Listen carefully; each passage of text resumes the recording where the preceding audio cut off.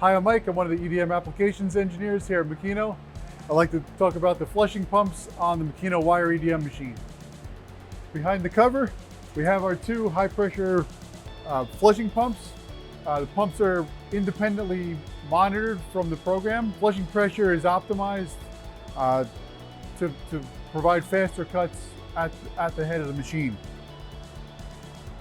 Down below, the flushing pumps get water from the clean side tank. The clean side is maintained and kept full right from water from the filter cabinet. And that's an overview of the flushing pumps on the Makino Wire EDM system. Thank you.